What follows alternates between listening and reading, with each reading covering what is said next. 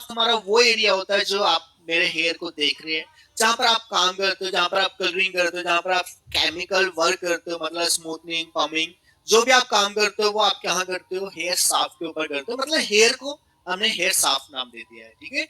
अब इतने हेयर को मैं एक एक को तो नहीं बताऊंगा, इसलिए मैंने एक सिंगल हेयर को बनाया है। यहाँ पर एक सिंगल हेयर को बनाया है। अब एक जो हेयर होता है वो देखने में बहुत पतला होता है, इतना पतला सा हेयर होता है, ऐसा लगता है इसके अंदर क्या होगा।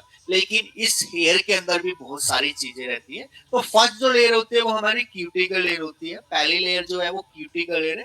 क्यूटिकल लेयर अगर हमारी डैमेज है, ओपन है, तो हमारा हेयर ड्राई नजर आएगा, डैमेज नजर आएगा। लेकिन वहीं पर ही हमारा क्यूटिकल लेयर क्लोज है, ठीक है, हमारा क्यूटिकल लेयर चिपका हुआ है, तो हमारी कोटेक्स लेयर अगर हमारी खराब है, डैमेज है, तो हमारा बाल रुई की तरह टूटेगा, ऐसे निकलेगा, ठीक है। तो कोटेक्स लेयर जो होता है इसके अंदर बॉन्ड्स होते हैं, पिगमेंट्स होते हैं, इलास्टिसिटी होती है। बॉन्ड्स जो होते हैं वो भी हमारे तीन रहते हैं: hydrogen bond, salt bonds and disulphide bonds. Hydrogen जो बॉन्ड्स होता है ये हमारा टेम्परेरी बॉन्ड्स होता है, जो वाटर और हीट से ब्रेक होता है, सॉफ्ट होता है। और अगर मैं रिपेयर होने की बात करूं तो ये जब हम बालों को ड्राई करते हैं तो वो हमारा दोबारा से अपनी पोजीशन पे आ जाता है। सोल्ट जो बोन्स है ये हमारा पीएच लेवल चेंज होने से होता है। बहुत इंपॉर्टेंट टॉपिक है, इसलिए मैंने इसको कल के टॉपिक में रखा है, क्योंकि बहुत ज्यादा इंपॉर्टेंट रहता है, तो मैं अलग से इसको पढ़ाऊंगा। लास्ट आता है हमारा डाइसल्फाइड बॉन्ड्स। डाइसल्फाइड जो बॉन्ड्स होता है ये हमारा परमानेंट बॉन्ड होता है। जब भी ये ब्रेक होता है तो रिलैक्सर क्रीम से ब्रेक होता है, ठीक है। स्ट्रॉन्ग क्रीम इसको चाहिए होगा तभी ये ब्रेक हो पाएगा, सॉफ्ट हो पाएगा।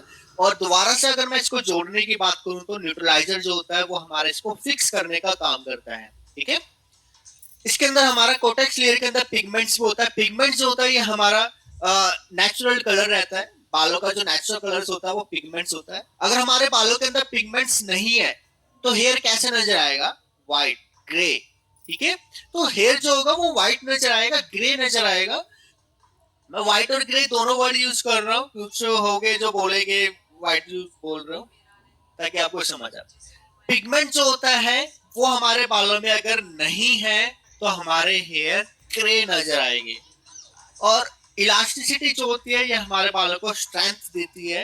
अगर किसी के बालों में इलास्टिसिटी नहीं है तो बाल ऐसे टूटेगा, कॉम्ब करने से बाल टूटेंगे, ठीक है।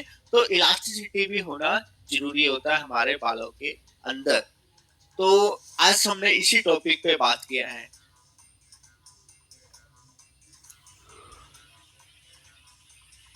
कुछ पूछना है तो क्लास को अगर हो गया तो मैं ओवर करता हूँ। और कि जो भी हम चीज खाते हैं तो उससे कौन सकते हो, ठीक है। फ्लेक्स अगर आप यूज करोगे उससे इलास्टिसिटी बनती है। अमाइनो जो होता है, अमाइनो से हमारा बॉन्ड्स बनता है। ये जो बॉन्ड्स है वही मैं कह रहा हूँ ना, मैं डीपली नहीं जाना चाहता। हमारे जो ये बॉन्ड्स होते हैं ये हमारे अमाइनो से बनते हैं। अब अमाइनो जो होते हैं, ठीक है, ये हम हमें कहाँ से मिलते हैं? जब हम कुछ भी चीज खाते हैं, ठीक है, जो भी हम चीज खाते हैं तो उससे कॉन्स मिलते हैं, ठीक है। कॉन्स क्या है? वही जो आपने पढ़ा होगा, कार्बन, हाइड्रोजन, ठीक है, ये सारी चीज रहता है, नाइट्रोजन, सल्फर। तो ये उससे क्या होता है, हमारा बॉन्ड्स मतलब अमाइनो बनता है। अमाइनो से क्या होता है, जब एक अमाइनो दूसरे अमाइनो से चिपक जाता है, ऐसी एक चैन बन जाती है। अमाइनो क्या होता है, आपस में चिपक जाता है, जिसको हम पॉलीपेप्टाइड चैन कहते हैं। इस पॉलीपेप्टाइड चैन से हमारे बॉन्ड्स बनते हैं। अब बॉन्ड्स अच्छा होगा, बॉन्ड्स मजबूत होगा, आपके बालों की इलास्टिसिटी जो होगी वो अच्छी रहेगी। मैं बात करता हूँ, आपने कोई केमिकल यूज करा है, हमारे बालों को अंदर से मिल रहा है ना। अगर मैं बात करूं पिगमेंट्स की भी बात करूं, कहाँ से आ रहा है पिगमेंट? अब ऐसा तो नहीं कि बीच में से आ गया, आ तो अंदर से रहा है ना। तो जहां से ये पिगमेंट्स निकल के आ रहा है ना, उस टॉपिक पे भी हम बात करने वाले हैं। वो हमारा परसों रहेगा टॉपिक। तो जहां से ये हमारा ये पिगमेंट्स निकल के आया है, हमारा सिर्फ यहाँ से नहीं आया, ये अंदर से आया, तो इतना डीपली हम जाने वाले हैं। तो अब वैसे ही हमारा जो ये हेयर रहता है, जो हमारा ये बॉन्ड्स रहता है, इलास्टिसिटी जो रहती है, वो अंदर से हमें मजबूती दे रही है। वहीं पर ही अंदर से तो हमें मिल गया, ठीक है, लेकिन यहां पर जाके आपने केमिकल यूज कर लिया। अब तुम्हें क्या लगता है कि अंदर से इसको प्रोटीन मिलेगा? नहीं मिलेगा ना। तो हमें क्या करना पड़ेगा, वहां पर हमें नेचुरल प्रोटीन देना पड़ेगा, नेचुरल अमाइनो देना पड़ेगा। तो जो नेचुरल अमाइनो होता है वही हमारा प्लेक्स होता है। तो हमें प्लेक्स यूज करना पड़ेगा, बालों को मजबूत करना पड़ेगा। हमें कुछ ऐसे शैम्पू यूज करने पड़ेंगे जिसके अंदर अमाइनो होता है, जो हमारे बालों को स्ट्रेंथ देगा, हमारे बालों को मजबूत करेगा। डैंड्रफ को कंट्रोल करो, पीएच लेवल जो हम कल टॉपिक पे पढ़ने वाले हैं, डैंड्रफ को कंट्रोल करो, हेयर फॉल खुद से कंट्रोल होगा।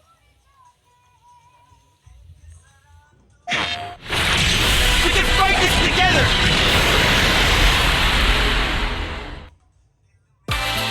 Eight people are hired every minute on LinkedIn. Get the app today. Diet की जरूरत पड़ेगी।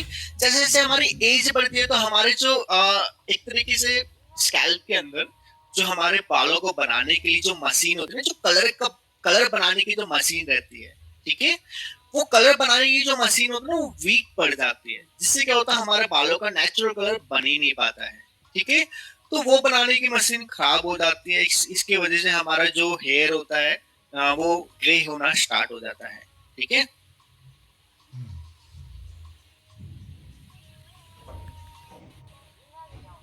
मेडुला बॉन्ड्स का क्या काम है? स्टाइलो वॉइस में आप इस वीडियोस को दोबारा से देखो, रिपीट देखो, आपको समझ आएगा। अगर नहीं समझ आएगा तो आप मुझे व्हाट्सएप कर लेना। व्हाट्सएप जो नंबर है मैं यहाँ पर कमेंट के अंदर डाल देता हूँ।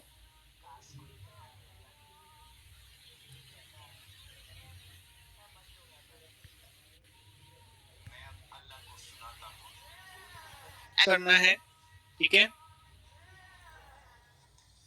इसके टॉपिक को यहीं पर ही खत्म करते हैं। मैं दोबारा से रिपीट करूंगा आपको, अगर आप सच में सीखना चाहते हो ना, कलरिंग आप थक चुके हो,